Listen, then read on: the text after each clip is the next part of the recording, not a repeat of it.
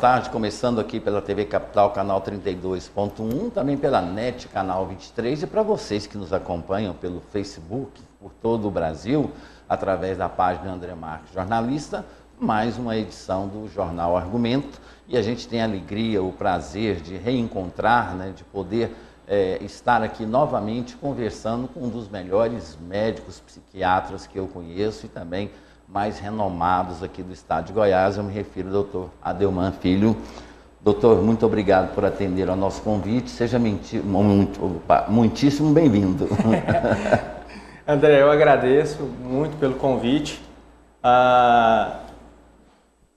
Eu gosto muito de pensar na medicina como uma parceria, não só entre os médicos e os pacientes, mas também entre os médicos e médicos que são colegas da mesma especialidade. E não vejo tantos melhores do que outros. Eu vejo muitos com qualidade, muitos bons médicos. E quando os médicos, junto com toda uma equipe multiprofissional, trabalham junto, sem misturar o ego, aí o paciente sente um resultado maravilhoso. E nesse aspecto, doutor, o senhor citou a questão do ego, que é natural da pessoa, e também acaba sendo um fator negativo também. O senhor também trata médicos ou tem aquela história que na casa de ferreiro o espeto é de pau?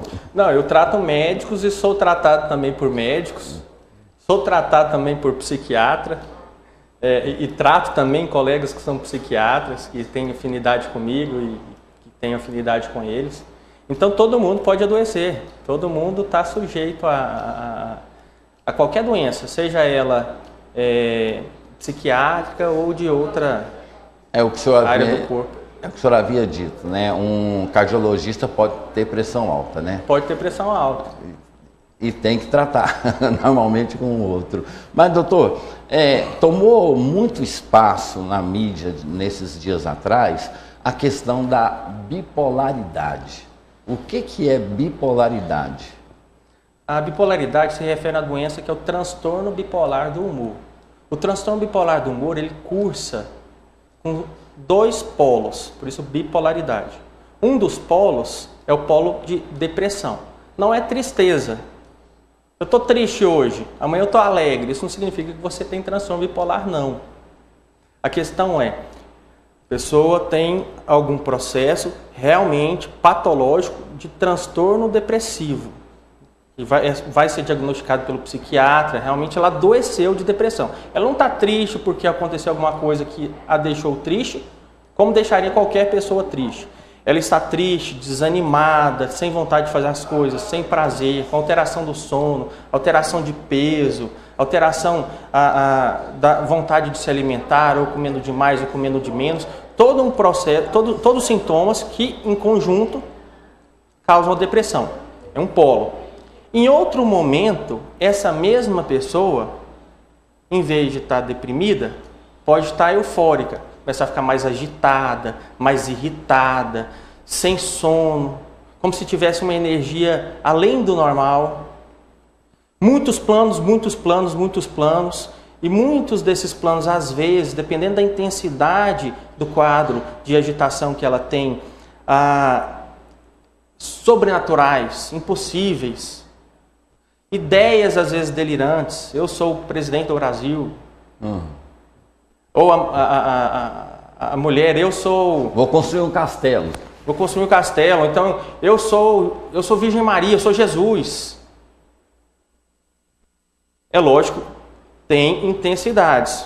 O transtorno bipolar tipo 1, o quadro de mania, ele é mais extremo, intenso. Então a pessoa perde a noção da realidade. Que manias são essas, quando o senhor fala? Mania é esse quadro de agitação. De euforia. De alegria exagerada. Quando isso está muito intenso, muito forte, a gente chama de mania. Quando isso está mais leve, mas está mais intenso do que o normal, a gente chama de hipomania. Então, o paciente com transtorno bipolar tipo 1 é o paciente que tem o quadro clássico da depressão e da mania. E a mania, a pessoa tem delírios, pode ter até alucinações, ver coisa, escutar vozes, a sensação de estar sendo perseguida. Ela realmente perde o nexo com a realidade nesse processo de mania. E ela não tem noção que ela não está bem. Para a pessoa, nesse momento, é como se ela tivesse ótima. Como se ali, naquele momento, fosse o melhor momento que ela estivesse vivendo. E a hipomania é um quadro mais leve. A pessoa está mais agitada, começa a acordar mais cedo, dormir mais tarde, às vezes nem dorme direito, mas se sente revigorada, acorda revigorada, cheia de planos, cheia de ideias, mas fica um pouco mais irritada do que o normal. Qualquer coisa que às vezes alguém fale que ela não gosta, ela se irrita, e se fosse numa situação normal ela não se sentiria assim. Então esse é o transtorno bipolar tipo 2, que a pessoa tem a depressão, mas uma euforia mais leve, que a gente chama de hipo, que é de menos, mania. Agora, doutor, o senhor fala quando a pessoa ela tem aquele estados momentos que variam, que vai da euforia até a tristeza. Para o médico, qual é a importância de atender uma pessoa em crise, por exemplo, a participação da família? Ajuda a diagnosticar? Porque como é que funciona esse tratamento para diagnosticar a bipolaridade? A depressão, seja em quem tem transtorno bipolar ou quem tem apenas depressão, ela vai se apresentar nos dois casos da mesma maneira, vai ser uma depressão. Muitas vezes a pessoa primeiro apresenta uma depressão, é tratada como se tivesse apenas depressão, e depois seu quadro evolui e em determinado momento da vida ela manifesta um outro quadro de euforia, que aí a gente fecha um diagnóstico nesse momento de um transtorno bipolar. Os sintomas da depressão são tristeza, perda de prazer nas coisas que gosta de fazer, cansaço, alteração do sono, alteração da alimentação. Nesse período depressivo, a pessoa tem uma certa consciência que ela não está bem, mas muitas vezes ela não tem força para poder procurar ajuda. Aí é onde entra a família para dar um suporte, às vezes levar essa pessoa até um profissional. Não achar que isso não está acontecendo, não achar que é besteira, porque muitos dos quadros depressivos cursam com pensamentos de suicídio, e não existe aquela ideia de que a pessoa fale, se quiser suicidar, vai suicidar mesmo, vai ficar falando não. Não é assim. Muitas vezes a pessoa fica falando, e nisso ela vai criando uma coragem. E ela vai pedindo uma ajuda, na verdade, né? Até que em determinado momento ela faz uma besteira. Muitas vezes ela não morre. Aí a família começa a pensar, você tomou um monte de medicamento, não morreu. Não vai morrer não. Vai tomar de novo, não vai morrer. Mas uma hora acontece alguma coisa trágica que não tem jeito de voltar atrás. A família então tem que estar do lado. Já no quadro de euforia, tanto a hipomania quanto a mania, o paciente não tem noção de que não está bem. Para o paciente, ele está excelente. E ele vai recusar de qualquer forma ajuda. A família precisa de ir com um jeito e levá-lo a um médico ou a uma equipe de saúde mental. E em determinados momentos, se a pessoa estiver muito agitada, a família precisa de dar um jeito mais extremo, mesmo que seja, por exemplo, chamar um SAMU, alguma coisa, quando a pessoa está extremamente agitada e às vezes vai ficar agressiva com a simples ideia de alguém levá-la num posto de saúde ou num profissional da área. A família, então, tem que ficar atenta. Primeiro, depressão. Em reconhecer e aceitar que a pessoa não está bem e que ela precisa de ajuda. E às vezes ela sabe que não está bem, mas às vezes ela não tem força para pedir uma ajuda. E ficar atento no risco de suicídio. O paciente que está em hipomania e em mania, ficar atento que esse paciente, essa pessoa, ela não tem consciência de que não está bem, na cabeça dela ela está excelente, mas precisa de fazer uma intervenção rápida, porque de uma hipomania, que é uma euforia mais leve, pode passar por uma euforia mais exagerada, mais intensa. E aí, quando isso acontece, o paciente pode ficar muito violento. A família, quando perceber que o paciente não está tão agitado, mas não está normal, consegue conversar com ele, convencê-lo a ir procurar ajuda. Ou levá-lo. Nesse momento é importante levá-lo, porque ele mesmo não vai saber dizer o que está sentindo, porque para ele vai estar tudo bem. Agora, na mania, a euforia extrema, o paciente pode ficar extremamente agressivo. Agora tem uma questão, doutor. Personalidade. Tem pessoas que têm personalidades agressivas, até mesmo pessoas que machucam as outras, pessoas que têm aquele distúrbio, tem aquela coisa de que faz o mal para o próximo e não percebe, né? Quase que uma esquizofrenia. Agora, a pessoa que já tem um temperamento explosivo, ela é bipolar ou não? Não. O temperamento de cada pessoa entra nas características da personalidade do indivíduo. Só que tem algumas características de cada indivíduo que deixam aquela pessoa mais predisposta, talvez, a apresentar alguma doença psiquiátrica. O que se nota é o seguinte: o paciente, a pessoa que é mais agitada, agressiva, impaciente, no seu modus operandi natural, normal, quando ela entra em crise, por exemplo, numa mania, numa hipomania, os sintomas dela de agressividade, de agitação, de irritabilidade vão ser condizentes com a personalidade dela. Então ela vai ficar muito mais irritada, muito mais nervosa, às vezes muito mais agressiva do que aquela pessoa que é calma, que é tranquila e que adoece também. Agora, doutor, aquela velha questão que a gente sempre fala, a pessoa deve procurar um psicólogo ou um psiquiatra? Ajuda, ela deve ser multiprofissional. Os profissionais não devem se restringir só a um, só a outro.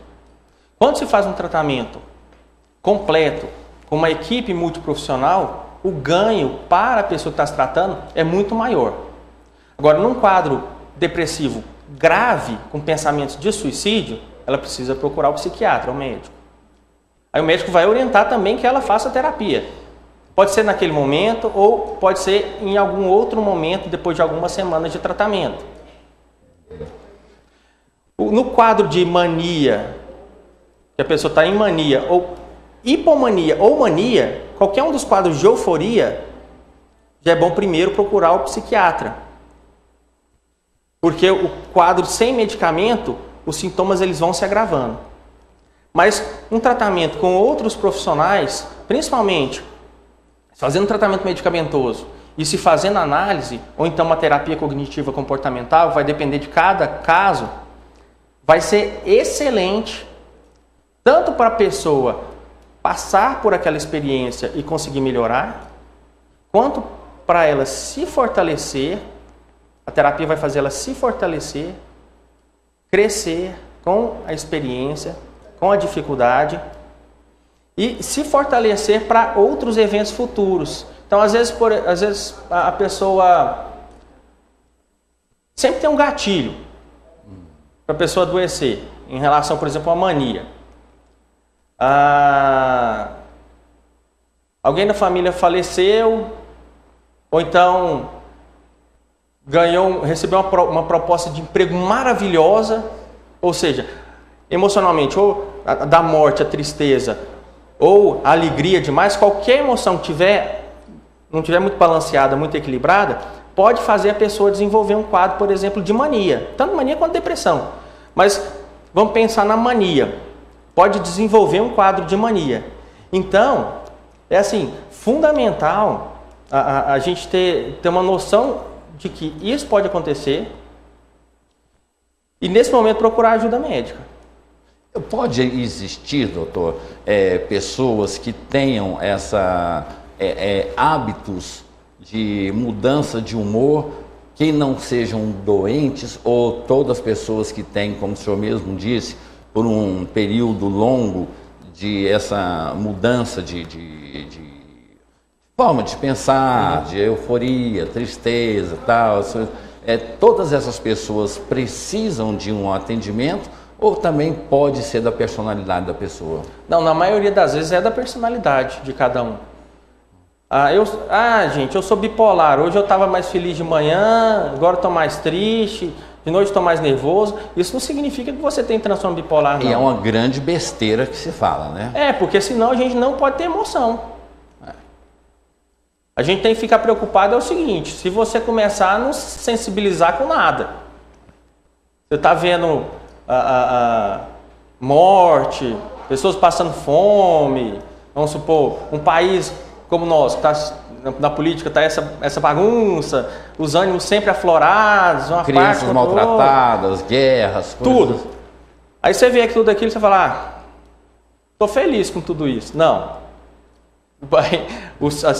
Essa emoção, esse sentimento de felicidade com tudo isso não condiz com a realidade. Então você vai ficar triste. Você vai receber uma notícia feliz, você vai ficar alegre. Às vezes você teve uma notícia triste, naquele dia, naquele momento, você vai ficar mais irritado, mais chateado, mais nervoso, que isso é normal. Agora, quando a gente percebe que alguma coisa está fora do normal, quando aquele comportamento, aquela sensação, ela persiste por vários dias. Então, eu estou sentindo triste, desanimado, sem vontade de fazer as coisas, gostava de sair, de encontrar amigos, gostava de praticar um esporte, de ir para a academia. Agora não tenho mais vontade de fazer isso, essas coisas todas que eu tinha prazer. Isso, por mais de 15 dias, atenção, pode ser uma depressão, tem que ficar esperto.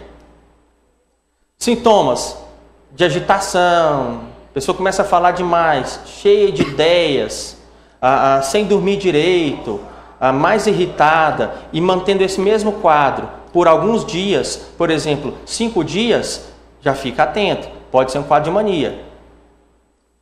Mas só que estou triste de manhã, estou nervoso de tarde, isso não significa que você tem transtorno bipolar, não. Uma pessoa, é um temperamento. Temperamento. Pode chamar um temperamento. A pessoa reage de acordo com a situação. Né? Se a situação é uma situação que traz a ela alegria, ela fica alegre. Se traz para ela também o caso de incomodar, ela também acaba indo. Agora, doutor, a depressão, ela desenvolve a bipolaridade, ou a bipolaridade desenvolve a depressão? São doenças distintas, e como elas, e quem é que causa o quê? Elas são duas doenças distintas que fazem parte dos transtornos de humor. Os transtornos de humor, a gente tem a grosso modo depressão, transtorno depressivo, e o transtorno bipolar. Então são duas doenças distintas. Tem essa discussão dá pano para manga, porque tem uma quantidade considerável de psiquiatras respeitados que têm opiniões distintas em relação a isso. Então tem um grupo que acredita que toda depressão faz parte de um transtorno bipolar que ainda não mostrou o outro polo, que é a hipomania ou a mania, da euforia. E que às vezes vai viver a vida inteira e nunca vai se manifestar. Tem outro grupo não, que acha que essa pessoa que não mostrou o outro polo, que está só na depressão, ele tem apenas depressão, e quem mostrou os dois polos tem o transtorno bipolar. O que pode acontecer é o seguinte: as pessoas às vezes têm uma depressão e com o passar do tempo ela apresenta um outro quadro diferente, que é o quadro da mania ou da hipomania. Então essa pessoa que teve a depressão e a hipomania, que antes tinha sido diagnosticada só como tendo transtorno depressivo, vai para um novo diagnóstico, que é o transtorno bipolar do humor. Agora, doutor, ficou meio assim, confuso, para que as pessoas possam entender. Porque a depressão, ela também traz a euforia e a apatia também, ou estou errado? Não, a depressão, ela não vai trazer euforia, não. A euforia no sentido médio que a gente diz, não é uma agitação de inquietação, porque a depressão, às vezes a pessoa pode se sentir inquieta, agoniada, como se fosse assim. Isso não é euforia. Euforia é uma alegria. Eu estou alegre, mais alegre que o normal. A euforia se refere à alegria. Então a pessoa que está deprimida, ela não vai ter essa alegria. Ela pode ficar mais agitada no sentido de estou tão triste que eu não consigo ficar quieta num lugar só. Pode ficar mais ansiosa. Também pode ficar mais irritada. Mas ela vai estar mais triste ou mais desanimada. Euforia vai se referir à alegria. Então a pessoa que está num quadro de euforia, ela está alegre, ela está feliz, demais da conta. E quando junta essas duas doenças, a bipolaridade com a depressão, como é que se trata isso? E outra coisa, o preconceito contra medicamentos, porque as pessoas, como a gente já falou várias vezes aqui, são doenças que não apresentam feridas. Elas são feridas na alma, né? A depressão é uma ferida na alma e também a bipolaridade tem isso também na alma. Toda pessoa depressiva ou toda pessoa bipolar, ela desenvolve para um lado, ou seja, quem é bipolar desenvolve a depressão, quem tem depressão desenvolve a bipolaridade. O bipolar, para ser bipolar, ele naturalmente tem que ter tido uma depressão e tem que ter tido uma hipomania ou mania. Então o bipolar ele tem que apresentar os dois quadros. A depressão é só o quadro depressivo. Mas interessante que acontece, não é tão frequente, mas acontece, de a pessoa mostrar quem tem transtorno bipolar, apresentar um quadro que é muito grave, que a gente chama de quadro misto. Que junto, ao mesmo tempo, a pessoa tem sintomas depressivos e de mania. Como que ela fica? Ela fica triste e ao mesmo tempo que fica agitada. Não vai estar se sentindo feliz, mas vai estar se sentindo extremamente irritada, um pensamento, a psique dela muito acelerada, que a gente chama de agitação psíquica, e também agitação motora, que a pessoa não consegue ficar quieta. Mexe, não consegue parar, não consegue dormir, uma inquietação extrema e ao mesmo tempo com uma tristeza grande, chorando o tempo inteiro. Então esse é o quadro menos comum, mas é um quadro de transtorno bipolar em fase mista, que é o transtorno bipolar a gente classifica. Transtorno bipolar em fase depressiva, transtorno bipolar fase de mania, transtorno bipolar também em fase mista. E tem cura ou tratamento? A depressão muitas vezes vai ter cura.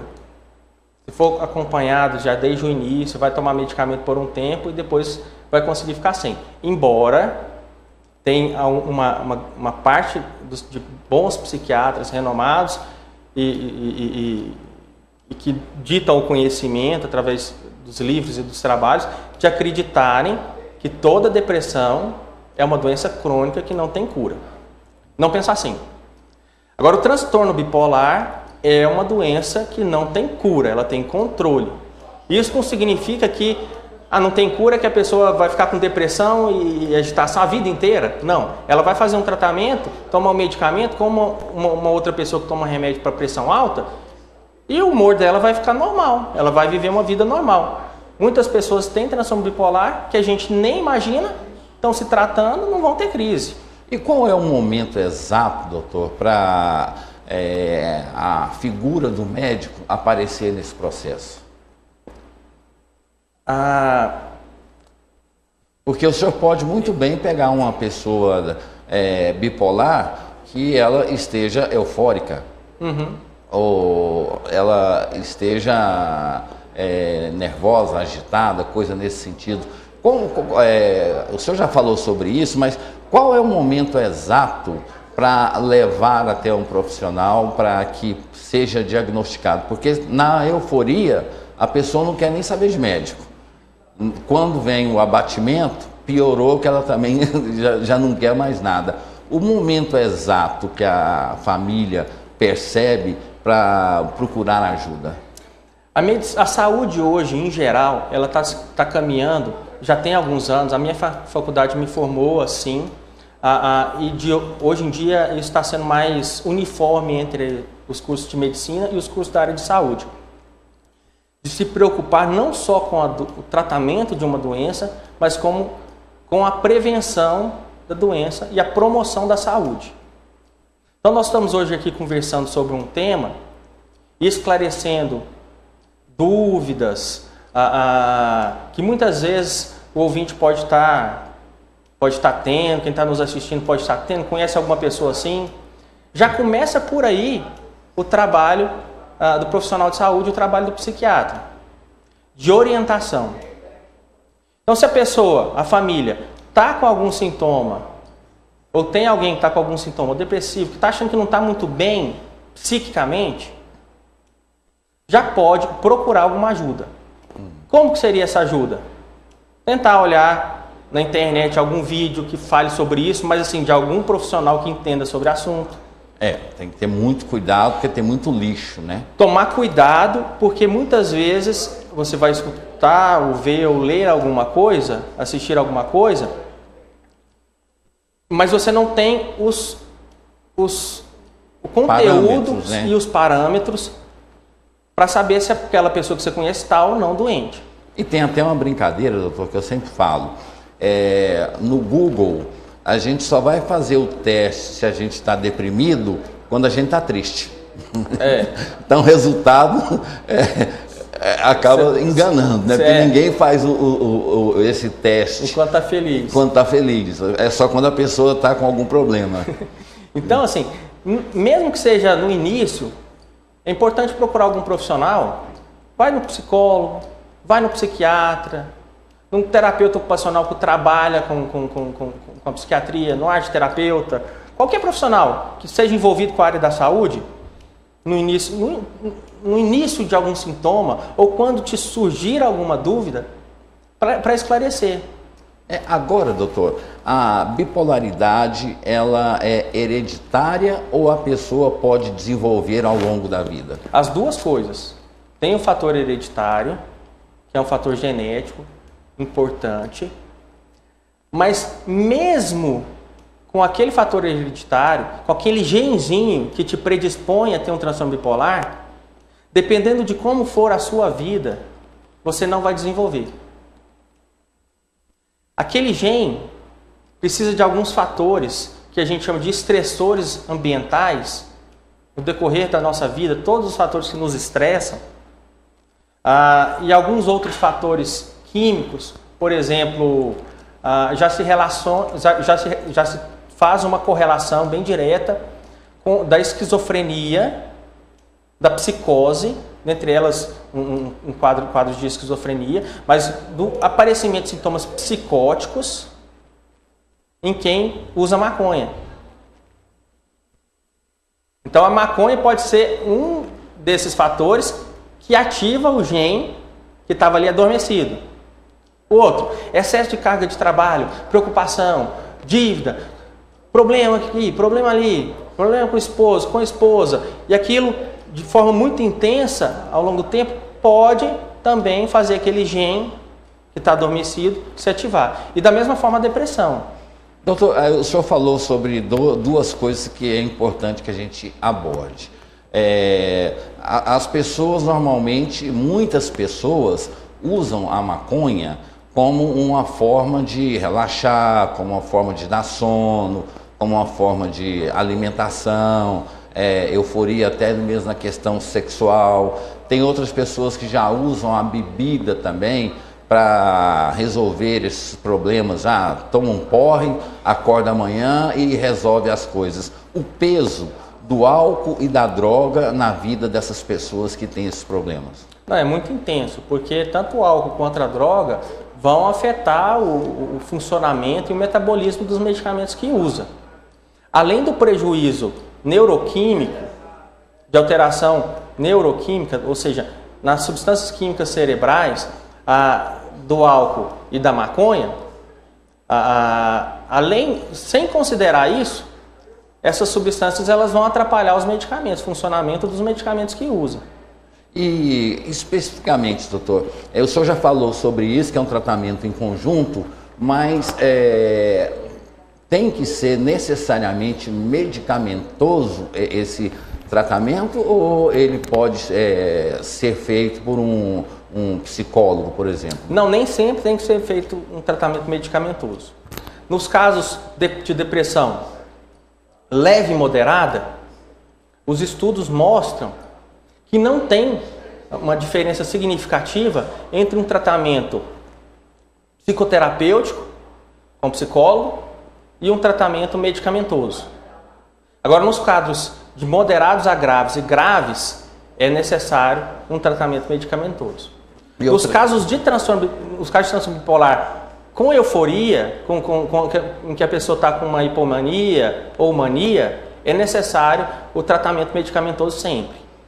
Isso aí, nós vamos continuar, tem que fazer um breve intervalo comercial, mas na volta vamos falar também, doutor, sobre um pouco de depressão e também a depressão na infância e no pós-parto, né, que tem sido muito noticiado que a mãe abandonou o filho por causa da depressão pós-parto.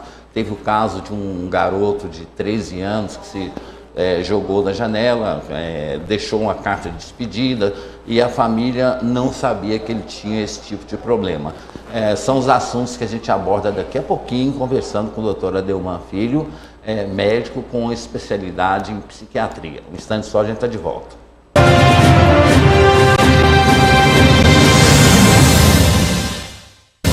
De volta com o Jornal Argumento, tendo um prazer imenso de receber aqui o doutor Adelman Filho, médico com especialidade em psiquiatria. Doutor Adelman, talvez a maior dificuldade que hoje existe na relação paciente-médico é descobrir o tipo de medicamento que deve ser aplicado aquele doente, ou aquela pessoa que tem essa doença, que seja qual for. Existe uma forma de aperfeiçoar ou até mesmo chegar a um tipo de droga que possa responder aquilo sem que haja essa necessidade de passar por vários medicamentos, ou seja, a genética? Essa pergunta ela é muito importante. Recentemente saiu na mídia um caso de um jornalista que estava fazendo um tratamento em Nova York e o médico pediu esse exame, que é um teste genético, e foi constatado, segundo o jornalista escreveu, que ele sempre tomou os medicamentos errados. Na verdade, não é dessa forma. Esse teste, ele é um teste que ele traça o seu perfil genético, ele vai analisar 21 genes que estão relacionados com as doenças psiquiátricas e vai fazer um teste com alguns medicamentos, diversos medicamentos psiquiátricos. Não são todos, mas são muitos medicamentos psiquiátricos. E nesse exame vai se verificar qual medicamento pode ser mais eficiente, qual medicamento pode ter mais efeitos colaterais ou menos efeitos colaterais, mas não indica que aquele medicamento é muito melhor que o outro. Então a gente tem que tomar cuidado com o charlatanismo, que isso acontece em todas as áreas. É importante a gente saber que um paciente crônico que não está respondendo a nada, a gente pode buscar uma ajuda com esse teste? A gente pode fazer. Só que é um teste caro, custa, eu acho que em torno de R$4.000. E não significa que fazendo esse teste, você vai usar o remédio e vai funcionar. Mas existe uma chance muito maior. É isso. Mas ele dá um norte muito bom para uma qualidade melhor de tratamento. Mas ele não é obrigatório, não significa que se a pessoa não fizer, ela vai estar tendo um prejuízo. Mas se a pessoa fizer, ela tem um norte maior. Aquela pessoa, de acordo com o seu perfil genético, ela vai ser mais responsiva a tais medicamentos. Eu vou usar um desses. Através desse teste genético. Através desse teste genético eu já sei. Ah, então esse aqui responde pouco? Então tá, esse aqui eu não vou usar. Ah, esse aqui ele responde bem, mas eu estou vendo aqui que causa muito efeito colateral. Não vou usar. Esse aqui responde bem, mas ele é metabolizado, ou seja, destruído muito rapidamente. Então não vale a pena eu usar. A gente consegue ter um norte melhor, mas coisa que a gente também consegue com a experiência e o olhar clínico da observação do tratamento. E dentro disso, doutor, quando a gente fala em medicação, quando a gente fala em tratamento, a gente não pode deixar de lado o preconceito, não pode deixar de lado algumas pessoas que se passam por depressivos, se passam por bipolar, né? Igual como o senhor falou, eu sou bipolar. De manhã eu estava alegre, à tarde eu fiquei grilado e à noite já estava tudo bem. Então, ou seja, e aí entra a questão do médico que insere um medicamento tarja preta ou um tarja vermelha que é vendido só com o uso de receita médica. Está aumentando no Brasil o número de pessoas que estão se automedicando, conseguem sentir os sintomas da depressão dentro da linha delas, né? Consegue sentir a depressão e começa a tomar o antidepressivo. E outras pessoas também que têm agitação, essas coisas, e acabam pegando com um amigo uns comprimidos ansiolíticos para se tratar. Qual que é o risco disso? E a questão do preconceito? A pessoa não vai ao médico, mas pega com um amigo. Não vai ao médico, mas pega com um amigo. Então, é muito comum ainda o preconceito, embora já esteja diminuindo muito. A mídia está contribuindo muito assim para essa diminuição através de vários atores, pessoas famosas que estão afirmando: eu tive depressão, eu tenho um transtorno bipolar, eu estou me tratando. Aquele ator, o The Rock, também deu um depoimento que ele tem depressão, teve depressão, estimulando os homens, que o preconceito ainda é maior nos homens de procurar ajuda do que nas mulheres, estimulando os homens a também procurar ajuda. O que acontece? A pessoa, às vezes, vai se automedicar. Primeiro, ela não vai saber se está tomando o remédio certo. Segundo, por quanto tempo ela vai tomar o remédio? Será que ela vai saber? Qual a dose que ela vai tomar do remédio?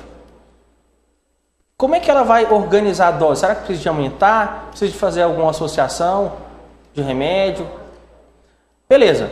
Ela tomou o remédio, se automedicou e melhorou. Aí ela para, como que ela faz? Então tudo isso, feito de uma forma errada, pode fazer a doença ir se agravando. E uma doença, um episódio depressivo, que podia ter sido tratado de forma mais rápida, mais precisa, e depois a pessoa já estava livre de tratamento, pode se tornar uma doença crônica, porque não foi tratada corretamente. A pessoa melhorou, mas não foi tratada corretamente. Aí depois de alguns meses vem outro episódio, depois outro episódio, depois outro episódio. E essas doenças, elas estão relacionadas com alterações em substâncias químicas do cérebro, alterações da circulação cerebral, alteração em relação à morte de neurônios. Então, cada vez que você tem um episódio depressivo, você tem morte de neurônio, você tem um desarranjo neuroquímico maior ainda.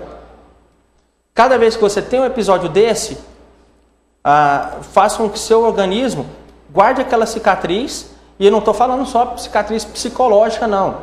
Cicatriz física, de morte neuronal, cicatriz química de alteração na produção de serotonina, de dopamina, de noradrenalina, que aquilo vai sendo intensificado se não for tratado adequadamente. Agora, o senhor entrou nessa seara aí, é um tema recorrente, mas a gente sempre tem que falar sobre essa questão, falando sobre a questão da depressão. Doutor, tem muitos mitos e verdades sobre como a depressão ela age na pessoa. A depressão ataca os neurônios, como é que ela se faz aparecer? Isso dentro de uma linha... Uma das hipóteses que norteia o pensamento da fisiopatologia, ou seja, da causa da depressão, é que o estresse, fatores estressores, genética, junto com os fatores estressores ambientais, ou bebida também, eles fazem com que o cérebro diminua a produção de um hormônio que chama BDNF, que é Brain Derived Neurotrophic Factor, fator neurotrófico derivado do cérebro. Faz com que o cérebro diminua a produção dessa substância. E essa substância é importante para a produção de serotonina, de dopamina e de noradrenalina, que são os principais neurotransmissores responsáveis por estarmos bem, alegres, tranquilos, animados. Então, esses fatores estressores, junto com fatores genéticos, eles diminuem a produção dessa substância precursora, diminui a produção desses outros neurotransmissores, aí a pessoa entra num processo depressivo, ou ansioso, ou uma crise de mania, e por aí vai. São vários neurotransmissores, cada um relacionado com alguns sintomas ou com algumas patologias. Nós tivemos recentemente um caso que ficou muito evidente e divulgado, porque era de uma família importante aqui em Goiânia, um garoto de 13 anos, ele se despediu nos grupos que ele tinha de WhatsApp, esse negócio, se despediu de todos, despediu das pessoas no Facebook e cortou a tela e se jogou do 13º ou do 20º andar. A criança também está sujeita a ter esse tipo de problema, depressão, bipolaridade, esquizofrenia? Pode acontecer sim. Pode acontecer sim. A gente tem que ficar atento no pré-adolescente e no adolescente, porque são épocas em que os hormônios do corpo estão borbulhando, tudo está se modificando. Então a tendência é que todo mundo na adolescência fique mais agressivo, ou mais nervoso. E a gente tem que tomar cuidado com os comportamentos e as atitudes impulsivas. Então muitas vezes o adolescente, ele vai lá e dá um tiro na cabeça, pula de um prédio, repentinamente.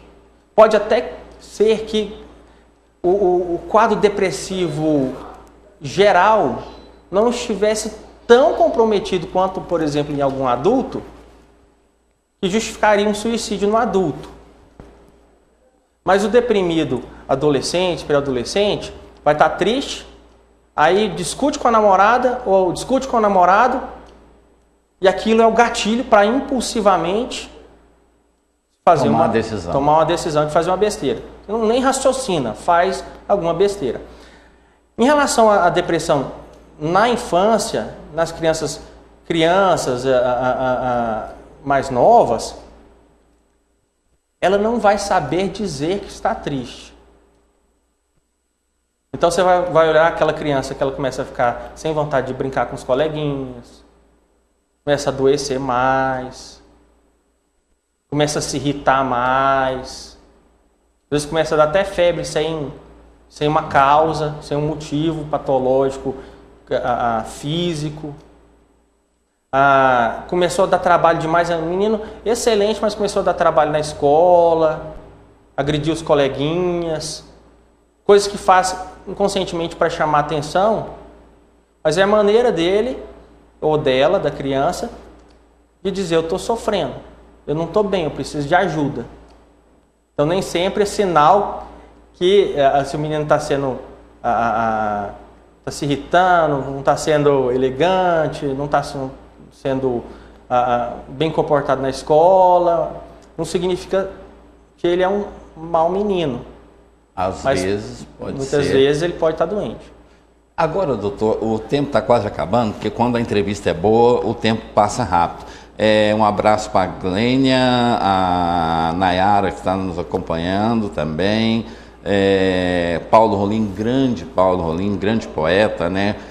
Dois grandes profissionais. O pessoal pode mandar as suas perguntas aqui pelo nosso Facebook, a página André Marques, jornalista. Doutor, depressão pós-parto.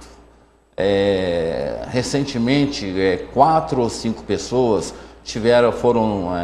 ocuparam espaço na mídia, uma por ter dado o bebê, outra por ter deixado na maternidade e fugido, e outras 2 que abandonaram as crianças. É comum, dá para uma pessoa entender o que é uma depressão pós-parto? O pós-parto, ele causa alterações hormonais na mulher muito intensas. Quando a mulher dá à luz e sai a criança junto com a placenta, os hormônios, eles vão ali a zero, entre aspas, né? Ou seja, é um desarranjo imenso, um desarranjo hormonal imenso. E daí podem surgir algumas doenças. A depressão pós-parto, que é aquela tristeza, desânimo, uma sensação que a pessoa não é capaz de cuidar mais da criança. Rejeição acontece ou não? Também, mas assim, a depressão, ela vai cursar mais, às vezes até um apego maior, um medo de perder, medo de alguém fazer mal com a criança. Mas junto com a depressão pós-parto, também, não na mesma pessoa, ou às vezes na mesma pessoa, mas não no mesmo momento, às vezes uma semana assim, outra semana de outro jeito, pode surgir o que a gente chama de psicose pós-parto, a psicose puerperal. O que é a psicose puerperal? Que a pessoa começa a ter, a parturiente, a mulher, começa a ter rejeição, ou achar que aquele filho não é dela, ou ter raiva da criança. E ela apresenta um surto psicótico, como se fosse uma pessoa que estivesse desenvolvendo uma esquizofrenia. Uhum. E ela fica totalmente fora de si. Não quer a criança, tem ódio da criança, e tudo por conta das alterações hormonais que acontecem no pós-parto. E isso acontece em que momento do parto?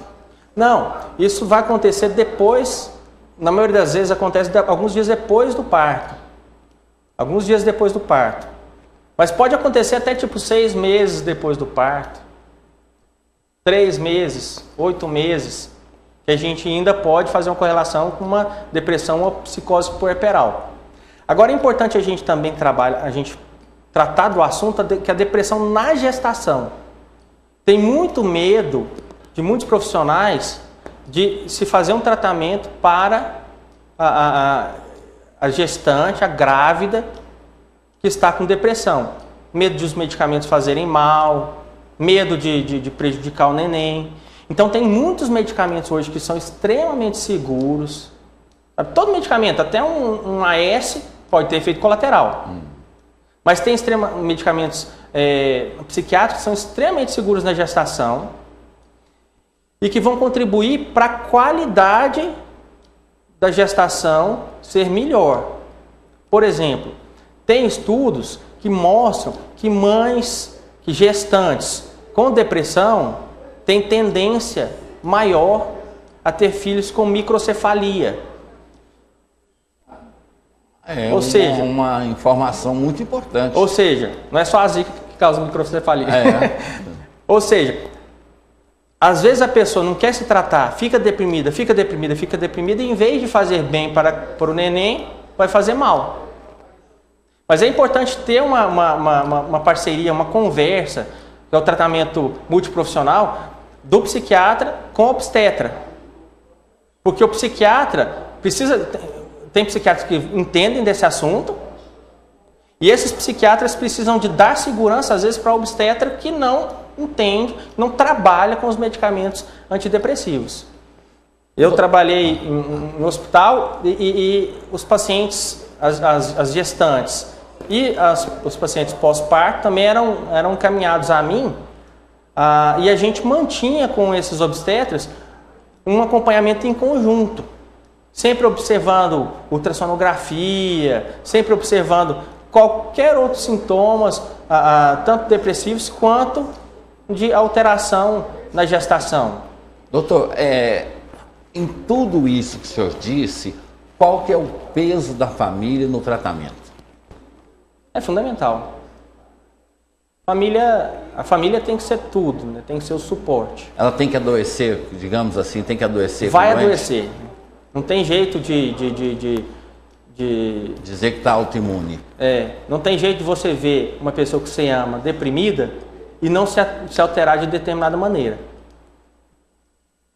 Ontem estava conversando sobre isso com uma paciente no consultório e a mãe estava tão deprimida, tão triste quanto a paciente.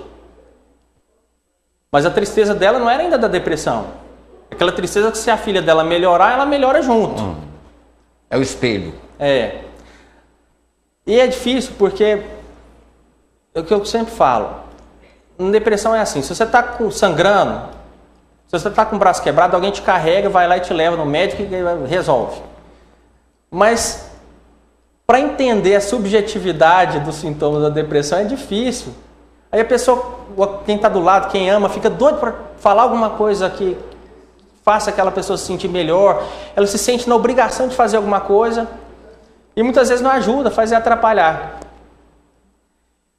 O que vai acontecendo, às vezes, um processo longo de depressão ou de alguma doença psiquiátrica? A família pode começar a ficar até com raiva daquela pessoa por causa daqueles sintomas. Em vez dela se compadecer, ela manifesta uma outra faceta. Que ela começa a se irritar, ficar nervosa. Mas inconscientemente, o que é isso? Eu estou sendo incapaz de ajudar. Doutor, e é muito comum também essas revistas de moda falarem sobre depressão. Aprenda a sair de casa, aprenda a fazer coisas que você goste, faça uma viagem. Aí a pessoa rasga um pedaço da página e chega para um deprimido e fala para ele, tá vendo? Você tem que sair de casa, você tem que viajar, você tem que se divertir, isso e aquilo. O depressivo, doutor, antes dele ter a depressão, ele era uma pessoa normal? Porque isso é uma forma correta de tentar ajudar? Não, isso não é uma forma correta, porque na depressão, o processo depressivo, vão existir momentos em que isso pode se aplicar. Mas, como eu sempre gosto de dividir a depressão em 3 fases, na fase inicial, que a pessoa está muito mal, está triste, desanimada, não adianta querer dar conselho, querer falar para sair, levar para sair, falar para ir em algum lugar, fazer compra, não vai adiantar. Então, uma orientação dessa, uma insistência nisso nesse momento, vai fazer a pessoa piorar mais ainda. Mas, à medida que o tratamento vai transcorrendo, aquela pessoa que só queria ficar quietinha, como se ela tivesse vontade de ficar só ali, enterrada, e às vezes dentro de uma casca de um ovo enterrada, quietinha, como se estivesse na barriga da mãe ali. Ela vai melhorando. Aí ela vai ficar incomodada já, à medida que estiver melhorando, de ficar só deitada. Aí ela vai querer já sair, já fazer alguma coisa. Depois que ela tiver passado por esse processo e tiver melhor, eu digo que é a terceira fase, que é a fase da descoberta. O que esse processo depressivo, esse processo de sofrimento que você passou, te trouxe de aprendizado? O que você pôde aprender com isso? Você pode aprender que sua vida estava corrida demais e que você tem que andar de forma mais lenta.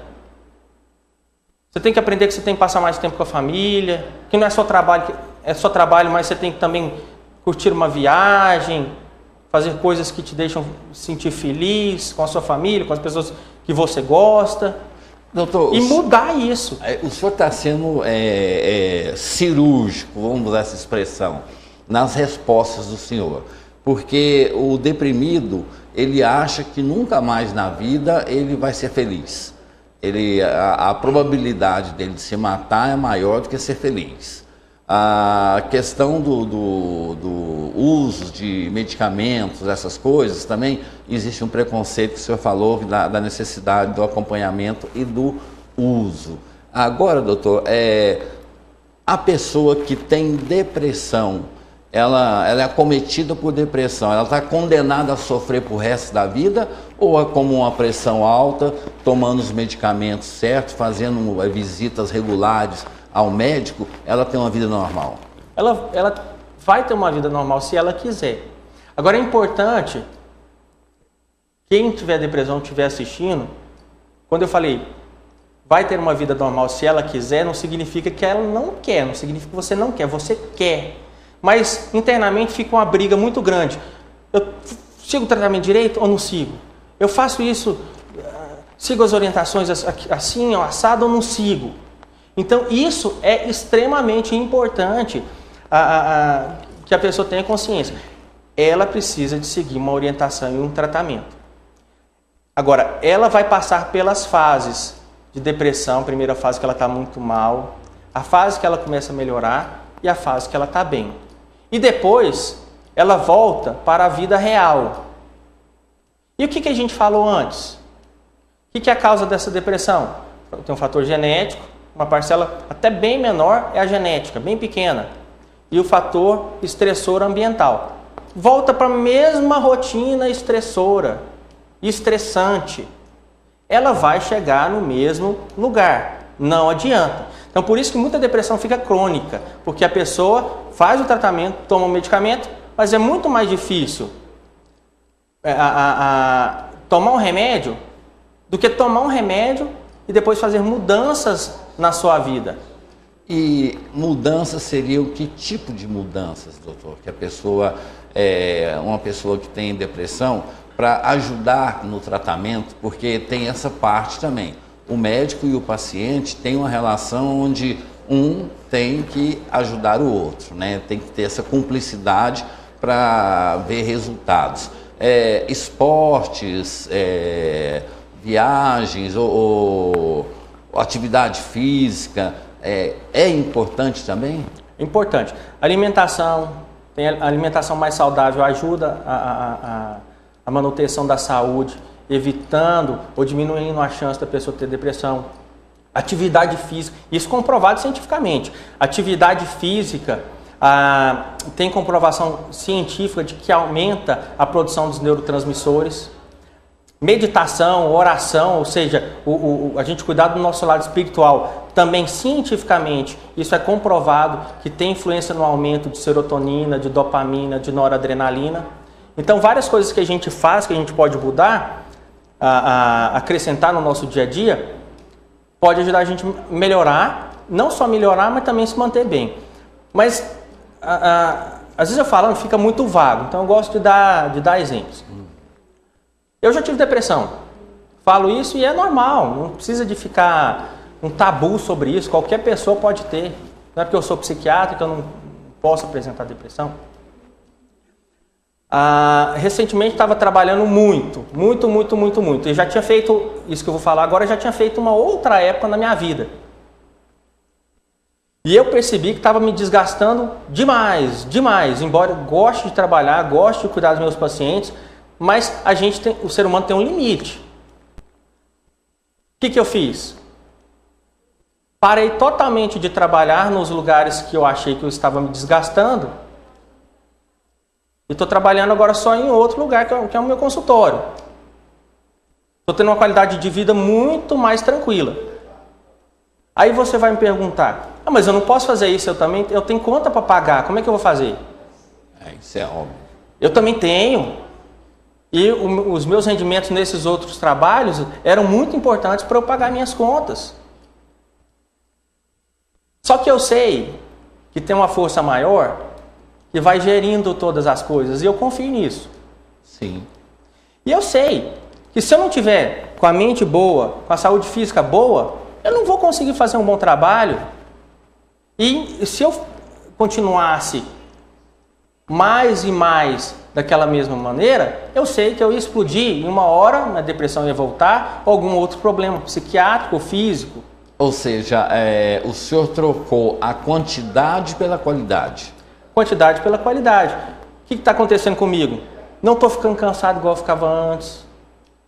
Pode ter um tempo maior. Ter um tempo maior para minha família, para o meu filho, para minha esposa. Um tempo maior para ficar perto dos meus pais. Que tudo isso conta como qualidade de vida. Eu dei esse exemplo pessoal porque não tem uma regra que eu possa dizer, falar, você tem que mudar isso e isso na sua vida. Cada um vai fazer uma autoanálise e ver o que precisa de ser mudado. Ok, doutor. Infelizmente o nosso tempo até estourou. Parabéns pelo relógio bonito. Eu sou admirador de relógios. O telefone para quem quiser conversar com a doutora Adelman, ou quem quiser ir até a clínica, para ficar à vontade, até para saber das palestras. Saber de palestras, também comprar o livro do doutor Adelman, é importante isso. O telefone é o 3281-4121, esse, né, que está no vídeo aí, 3281-4121. E nós deixamos de falar sobre déficit de atenção, deixamos de falar sobre outros problemas importantes também. Podemos marcar para essa próxima semana o retorno do senhor aqui? Combinadíssimo. Tá bom. Doutora Adelman, muito obrigado. E assim, quando eu conheci o senhor tinha um sonho de fazer um trabalho filantrópico, um trabalho social. O senhor está fazendo. Porque são milhares de pessoas que estão nos assistindo nesse momento com essas dores na alma. Não são dores físicas, são dores na alma. E só pelo fato do senhor fazer que a pessoa entenda que ela está doente, mas tem cura e salvação, isso aí já é muito importante no mundo de hoje. Então, agradeço muitíssimo pela presença do senhor. Eu que agradeço e coloco-me à disposição para esclarecer as dúvidas assim, em outros programas, dar uma contribuição com todo coração, com todo carinho, amor e respeito que eu tenho pelas pessoas. E é um assunto recorrente. Chegamos ao final de mais uma edição do Jornal Argumento. A todos vocês, nosso muito obrigado. Fiquem todos com Deus e até amanhã.